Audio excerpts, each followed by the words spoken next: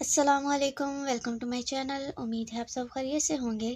آج ہم پڑھیں گے سجیلا نثار کے novel queen of my heart کے سیزن 3 اسٹون ہارٹ کی ایپیسوڈ نمبر 41۔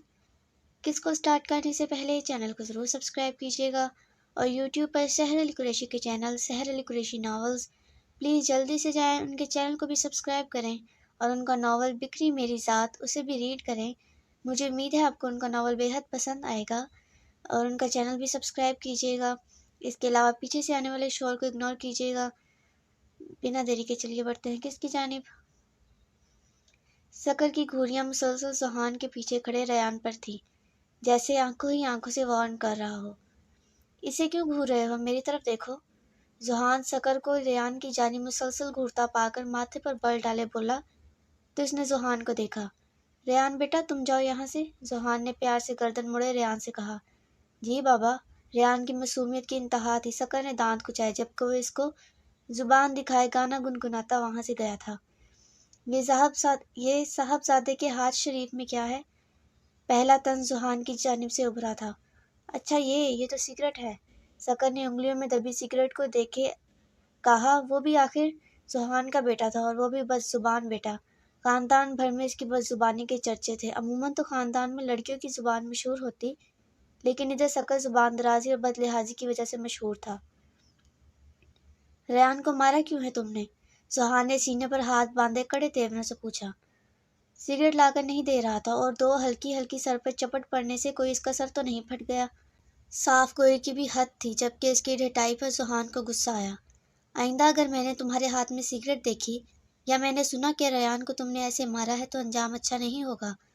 زحان اس کے پاس آتا اس کی انگلیوں میں دبی سگریٹ کو پکڑے انگلی اور انگوٹھے کی مدد سے مسلتے وارن لہجے میں بولا۔ کیا کر لیں گے ڈیڈ؟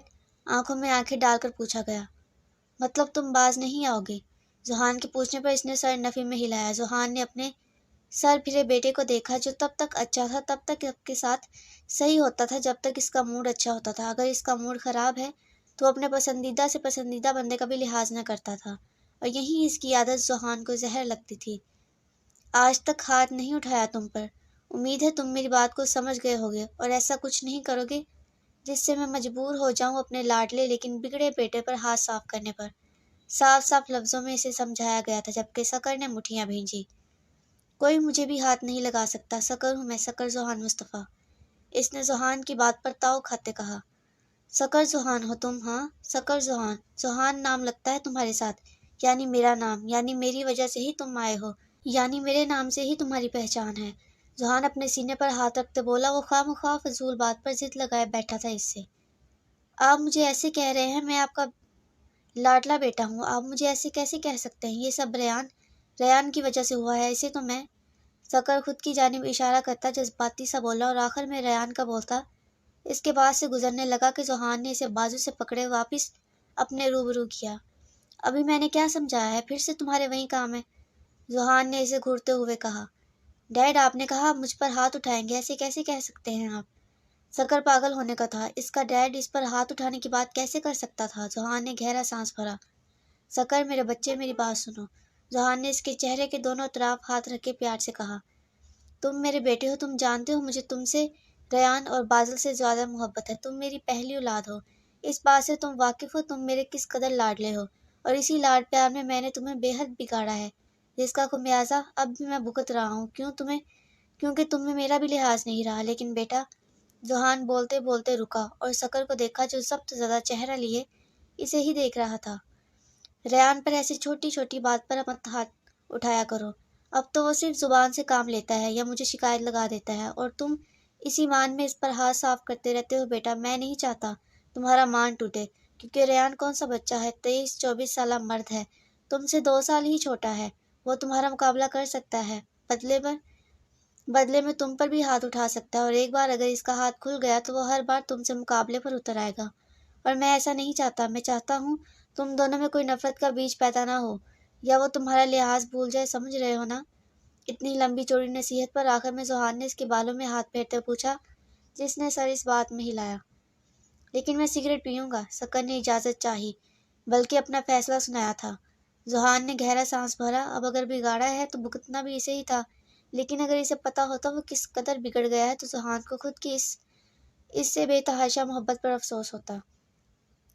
ज्यादा नहीं, और भाइयों के सामने मत पीना वरना वो भी पियेंगे। जोहान के न चाहते हुए भी इजाज़त देने पर वो इसके गले लग गया। थैंक यू डैड, मैं जानता हूँ मुझसे बहुत ज़्यादा प्यार करते हैं, मोम से भी ज़्यादा। वो खुशी से बोल रहा था, अलबत्ता जोहान होंठ भींचे इसकी पीठ पर हाथ फेर रहा था। वो बेहद शिद्दत पसंद था, इसे चाहने से ज़्यादा चाहा जाना पसंद था। वो कम लोगों से मोहब्बत करता था, लेकिन वो चाहता था दुनिया का हर शख्स इससे ज़्यादा मोहब्बत करे, और जो इससे मोहब्बत करे वो मर्द हो या औरत, इसके अलावा किसी और से मोहब्बत न करे। अगर करे भी तो इससे कम, इसकी अहमियत सबसे ज़्यादा हो। रेयान नीचे टीवी लॉन्च में बैठा यशमल का मुंतजिर था, साथ मोबाइल पर एक निगाह डाल लेता जहां अमाइल की चैट खुली थी और इसके बेशुमार मैसेजेस को सीन करके छोड़ दिया गया था। इसे बहुत तकलीफ हो रही थी, लेकिन वो इस तकलीफ को किससे शेयर करता। अल्लाह जी, आप ही हैं जिससे मैं अपना सब कुछ शेयर करता हूँ। आप देख रहे हैं ना मुझे किस कदर तकलीफ हो रही है। मोबाइल की स्क्रीन को देखते बड़बड़ाया था। ये तो शुक्र है आप बंदे को इसकी बर्दाश्त से ज़्यादा नहीं आजमाते, वरना ये तकलीफ मुझसे बर्दाश्त नहीं हो रही तो उस पर मेरा क्या बनता। इसकी तकलीफ अल्लाह जानता था, और बस वहीं आंखों में नमी उतरी थी। इस मामले में वो 23-24 साल मर्द किस कदर कमज़ोर था ये तो अल्लाह ही जानता था। वो किस कदर तकलीफ में था, अल्लाह को बखूबी इल्म था। मैं क्या करूं, आप ही बताएं। वो मोबाइल बंद करता सर हाथों में गिरा गया था कि टीवी लॉन्च का दरवाज़ा खुला। इसने सर उठाकर देखा तो यशमल थी। वो आगे से कुछ कदर बेहतर थी। रेयान मुस्कुराया, जबकि जवाबन यशमल भी मुस्कुराई और इसकी जानिब आती साथ वाले सोफे पर बैठी। ठीक है भाभी आप, इसने नरम लहजे में पूछा तो इसने सर इस बात में हिलाया। शक्कर किधर है? इन्हें बाबा के साथ छोड़कर आया हूँ, यकीनन क्लास लगी होगी और इसके बाद वो पापा से प्यार बटोर रहे होंगे। सभी वाकिफ थे शक्कर से। यशमल ने सर झटका। तुमने क्या बात करनी थी? यशमल ने इससे पूछा। वो मुकम्मल इसी की जानिब मुतवज्जा थी। मैं जानता हूँ आप शक्कर भैया के रवैये के मुतालिक किसी को घर में नहीं बताएंगी। अगर मैं खुद भी ना देखता और सुनता तो मुझे भी कभी पता न चलता। शक्कर भैया बहुत गलत कर रहे हैं। रेहान शक्कर की वजह से शर्मिंदा था। वो जैसा भी था, कम अज कम यशमल के साथ इसे ऐसा सलूक नहीं करना चाहिए था। इट्स ओके, कुछ पाने के लिए कुछ खोना भी पड़ता है। अगर इसे पाने की खातिर मेरी इज्जत नफ्स, मेरा गुरूर, मेरी अना सब खाक होती है तो हो जाए। शक्कर का हासिल ही मेरे लिए सब कुछ है। यशमल के लहजे में मोहब्बत, जुनून, दीवानगी थी। रेहान हैरान हुआ। वो इस कदर चाहती थी उसके भाई को। भैया को रश्क करना चाहिए आपकी मोहब्बत पर अफसोस इन्हें आपकी कदर नहीं। रेहान की हैरानगी बरकरार थी। यशमल फीका सा मुस्कुराई। एक दिन मुझे उम्मीद है, एक दिन वो भी मुझसे मोहब्बत करने लगेगा। यशमल के अल्फाजों में उम्मीद की एक रमक अभी बाकी थी। आप चाहती हैं वो आपसे मोहब्बत करें? रेहान ने कुछ सोच तो पूछा तो इसने नासमझी से सर इस बात में हिलाया। वो चाहती तो थी, लेकिन रेहान ऐसा क्यों पूछ रहा था? आपको खुद को बदलना होगा यशमल भाभी। रेहान की बात पर वो अभी भी नासमझी थी। खुद को बदलना होगा, इसने यकीन दहानी चाही। जी, क्यों आप नहीं बदल सकती? रेहान को लगा शायद वो ऐसा नहीं चाहता, इसीलिए दोबारा से पूछा। मैं शक्कर के लिए कुछ भी कर सकती हूँ, मैंने बदला है खुद को, और क्या करूँ? वो अफसरदगी से बोली। रेहान खामोश हुआ। रेहान, मैंने अपना सब कुछ इस पर वार दिया है, मैंने अपना आप इस पर लुटा दिया है। रेहान, मैंने शक्कर को हासिल करने के बदले अपनी इज्जत का सौदा किया। मैंने अपनी इज्जत गंवाई है इसके लिए, लेकिन फिर भी इसकी मोहब्बत हासिल नहीं कर पाई। यशमल के अल्फाज के इस कदर बेबस थे, रेहान दम साधे इसको सुन रहा था। मुझे नहीं पता आपके और शक्कर भाई के बीच ऐसा क्यों है, और ना पूछूंगा, लेकिन क्या अब आप वैसा करेंगी जैसा मैं कहूँगा? इसके यूं पूछने पर वो उलझी। मुझे क्या करना होगा? इसने सवालिया नज़रों से इसे देखते पूछा।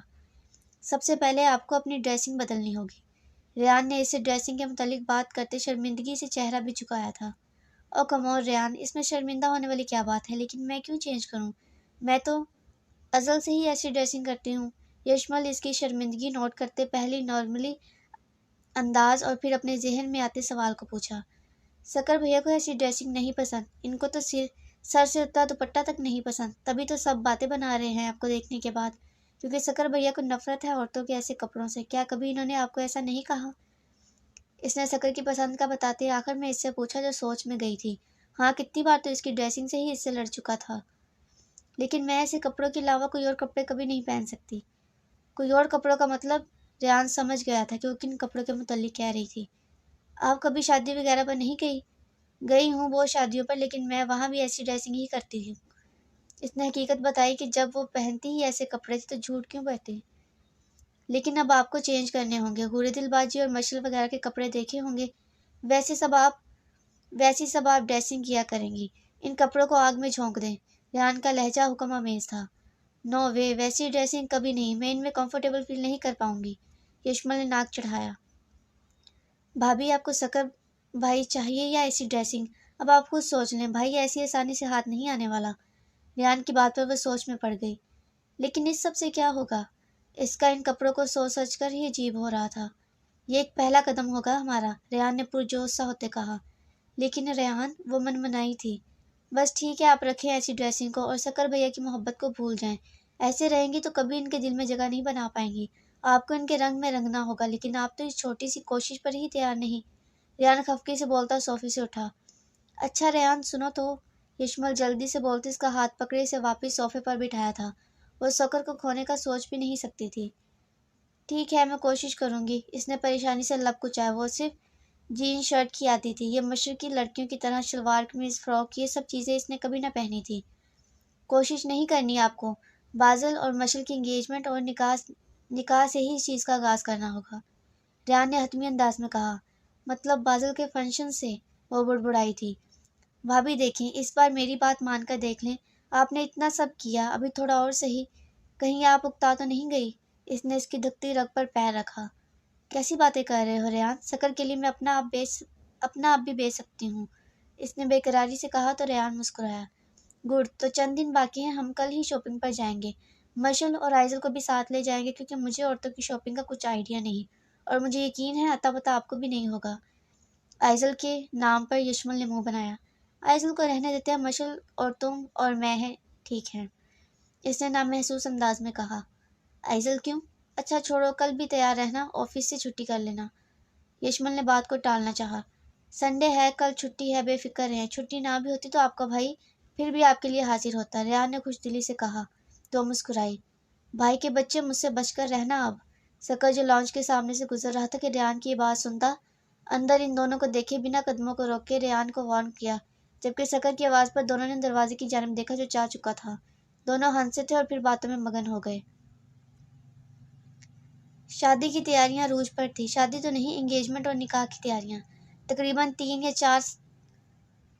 3 یا 2 سال کے عرصے کے بعد ان کے گھر کوئی فنکشن ہونا تھا، تبھی سب بہت ایکسائٹیڈ تھے۔ جہاں یہ سب فنکشن کی تیاریاں کر رہے تھے، وہیں امائل بھی کسی چیز کی تیاریاں کر رہی تھی۔ اس کا ارادہ ان کے فنکشن کو خراب کرنے کا ہرگز نہ تھا، لیکن جو وہ سوچ رہی تھی وہ کر کے بنا کچھ کیے بھی وہ سب کر دینے والی تھی۔ بقول امائل کے وہ ان کی خوشیوں کو ڈبل کرنے والی تھی، لیکن اب تو یہ یا تو اللہ جانے یا امائل کہ اب وہ کیا کرنے والی تھی اور اس سے کیا ہونے والا تھا۔ علیزہ اپنے کمرے میں بیڈ پر گھٹنوں میں سر دیے بیٹھی تھی کہ کسی نے اس کے کمرے کا دروازہ کھولا تھا۔ جبکہ دروازہ کھلنے پر اس نے سر اٹھائے دروازے کی جانب دیکھا تو آنے والی شخصیت کو دیکھتے وہ بیڈ سے اٹھتی، بھاگنے کے انداز میں اس کے قریب آتی، اس کے سینے سے لگتی، زاروں کی طرح رونے لگی تھی۔ شاہزیب نے کوفت سے اسے دیکھا۔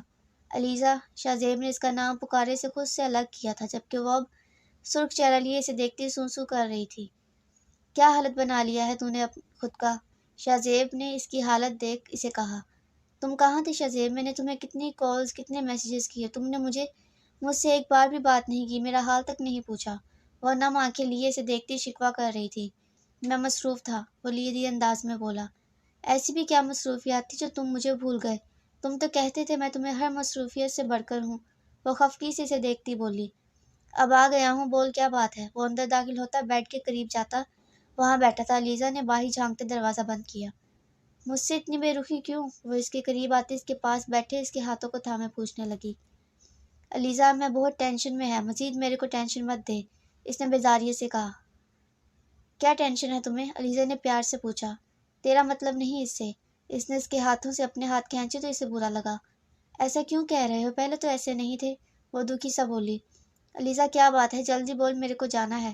شاہزیب کو اس سے الجھن محسوس ہو رہی تھی۔ گھر والے میری شادی کا کہہ رہے ہیں، رشتہ طے کر دیا انہوں نے میرا۔ علیزہ نظریں چرائے بولی تو شاہزیب نے بے اختیاری سے دیکھا۔ آنکھوں میں حیرت، بے یقینی تھی، اسے شوق لگا تھا۔ جلد ہی وہ تاثرات غصے میں بدلے تھے۔ ایسا کیسے کر سکتے ہیں وہ؟ میرے علاوہ تم کسی سے شادی نہیں کر سکتی، شاہزیب تقریباً چلایا تھا۔ اسے بے حد غصہ آیا، اس کا رشتہ اس کے گھر والے کیسے کہیں اور کر سکتے ہیں؟ جی تو آج کی قسط یہیں تک تھی، امید ہے آپ کو پسند آئی ہوگی۔ اپنی رائے کا اظہار ضرور کیجیے گا، ویڈیو کو لائک کیجیے گا، شیئر کیجیے گا، چینل کو سبسکرائب کیجیے گا، اور رائے کا اظہار بھی ضرور کیجیے گا، پیچھے سے آنے والے شور کو اگنور کیجیے گا۔ تو انشاءاللہ ملیں گے اگلی قسط میں، تب تک کے لیے اللہ حافظ۔